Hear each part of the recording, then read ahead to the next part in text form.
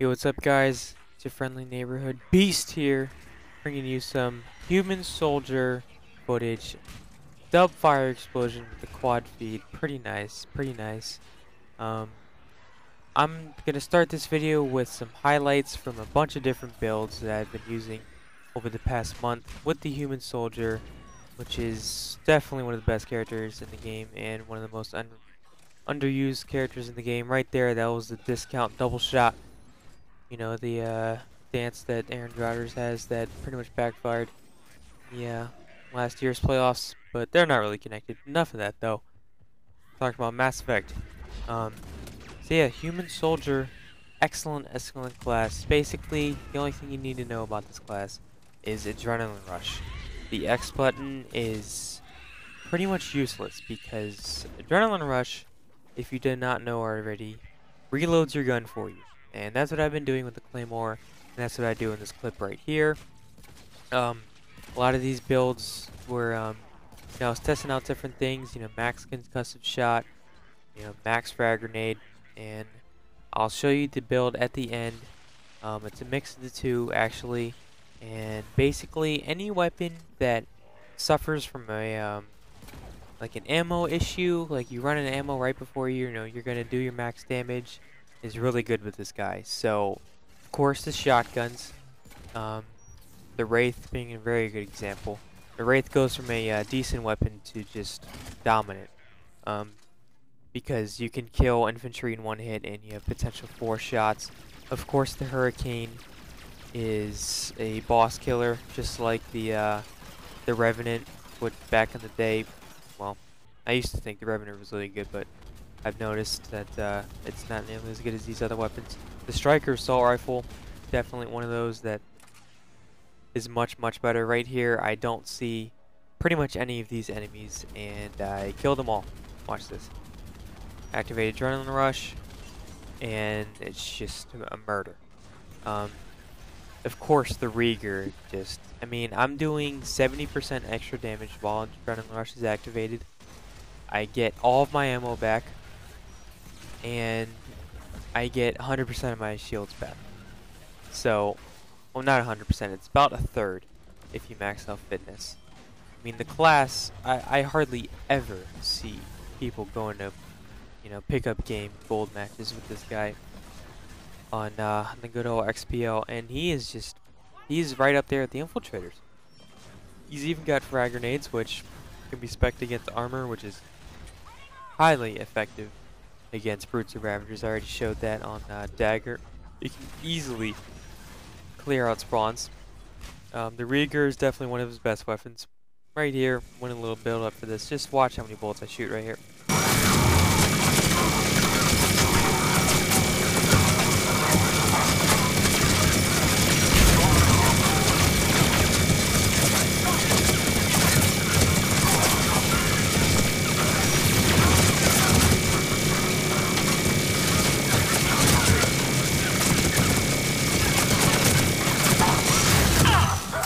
I don't know how many it was, but it was a lot. The Geth Plasma SMG is pretty fun to mess around with. Damage-wise, it's not the best, but you can just shoot endlessly until you run out of ammo.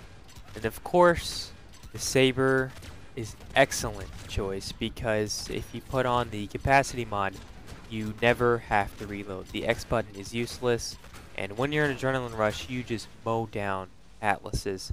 From any range, it's basically a 14-shot sniper rifle in the form of an assault rifle. I mean, this, the Harrier, and the new Typhoon are the true assault rifles of the game. All of the other ones are ridiculously inferior.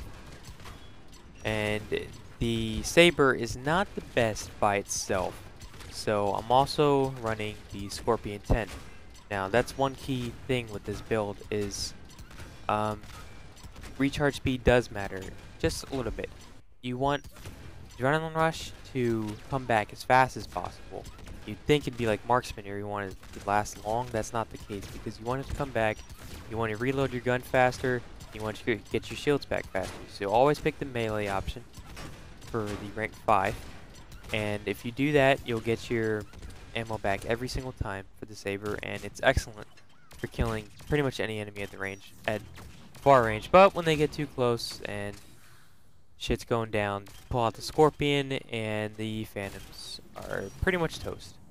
As you can see, if I hit them, that's gonna be a stagger. If I, if it detonates, that's a stagger. Adrenaline Rush comes back very fast. You can see right there. So that's a really, really good combination. The Saber and the Scorpion.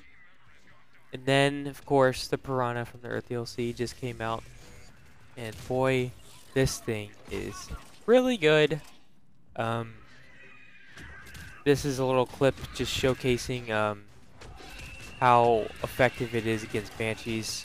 Concussive Shot does take a bar from the Banshee's barrier, so I was just trying to weaken her up a little bit, and then look at that. It's just melting her. And once you get her down to armor, you want to get as close as possible, do as much damage. Right there, that's just showing my technique of killing Phantoms. One day, I'll make a video going into full explanation of how I solve every Phantom case. There's another clip coming up on Glacier that shows again how easy it is to control them. They're very predictable, and especially with their blue shield that comes around them, they made them even easier to kill. One quick tip that I'll probably mention for future videos is a new Demolish Engineer is almost mandatory for Platinum because ammo is a problem. The boxes are dishing out a lot less, and that supply beacon thing, having more ammo, is definitely key. And here's another strategy that you might see that I'm using right now. Just absolutely controlling the Banshee. Like I said, I will go into full explanation one day, but right here I try to get cute. And I go to heavy melee, and I make her really extremely weak, and then watch this. I almost get animated, Marauder saves me, and all hell breaks loose. This is just small proof of how hard a potential diamond mode could be. Of just all infantry, just like 20 enemies on screen. We are just all getting slain by these face downs.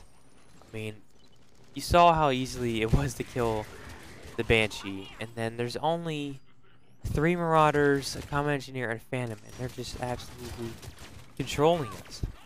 I mean, of course grenades would make them a lot easier to kill, but we didn't throw any right there, and we were just getting burnt. I thought that was pretty funny.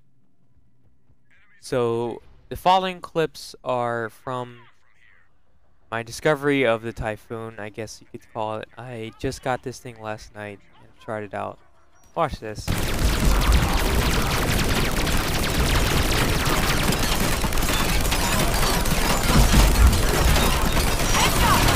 I mean, that's not fair. I love that. One quick suggestion with this thing, if you do have the Typhoon 1, I believe that the Adrenaline Rush, if you don't activate it immediately when it's coming back, you will run out of ammo. So structural ergonomics is actually a good call for an armor ability, or armor boost, whatever you want to call it. Right there, that was just a wave 4 fucking slay. They got murked. And then here's another just clip of me absolutely controlling the Phantom. Here with a concussion shot, make her stand still, throw a nade, dead.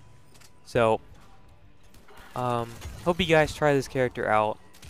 I mean, it does 10% less damage than Infiltrators as far as, boosts go.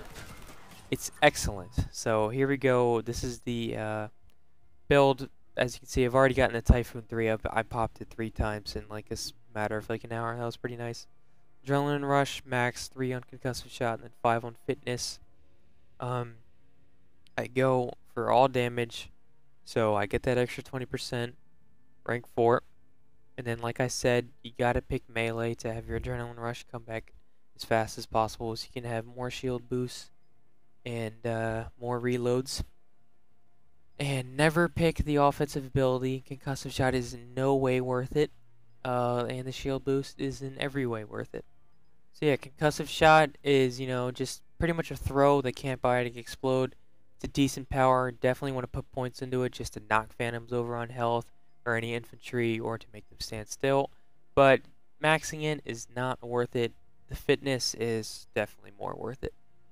Frag Grenade is excellent for clearing spawns. The radius is good. and you can modify it to do damage against armor. And the bleed damage is also excellent for saving your life against brutes that might be charging you, or ravagers, and any enemy, of course, that you've hit. And definitely good against phantoms.